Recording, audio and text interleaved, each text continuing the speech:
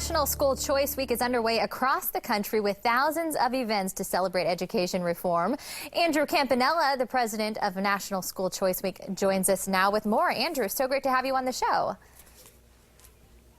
Thank you so much. I appreciate it. Let's start out by just kind of explaining to everybody what exactly is School Choice Week.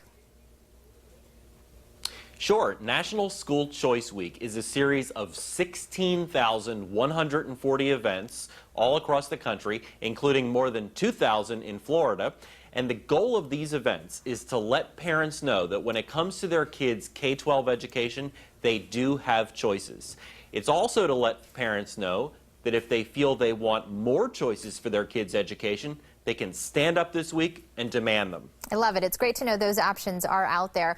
We're also going to talk a little bit about how learning is changing for students. And with iPhones and iPads and gaming system and the internet, how is technology changing the way that our kids learn?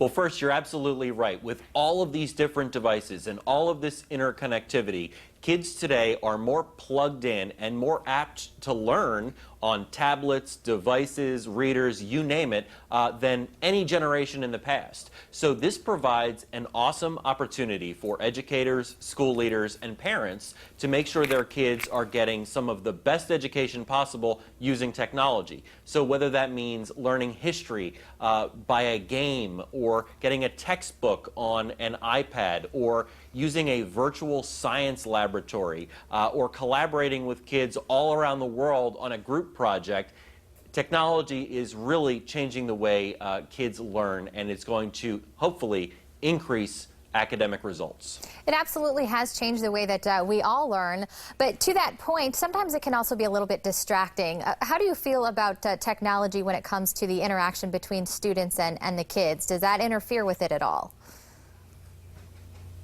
Well, what I think you need to do is you need to make sure that in any school setting there is a clear dividing line between the time that technology is being used and students are interacting with the technology, and with students who might be virtually connected to them as a result of the technology and the internet, and the time that needs to be spent in a one-on-one situation interacting with real live humans there in the classroom. So I think it's important, and I think that's why sometimes we all need to put down our devices and talk to each other. So true. And speaking to technology and online learning, does that affect kids in the rural areas as well? They still have that same opportunity?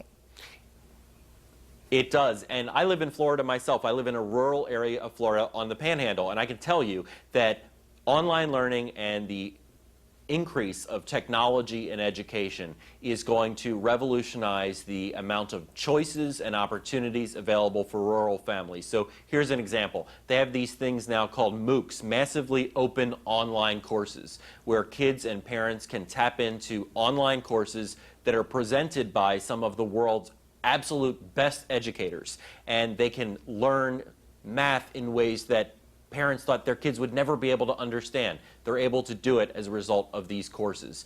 And so in rural areas, this is especially helpful. It's often difficult to find teachers for some of those areas, especially in certain niche subjects. So it's going to make a huge difference. Andrew, thank you so much for taking the time to get us up to speed on School Choice Week. Anywhere we can go online, anywhere you want to send our viewers to learn more information about it.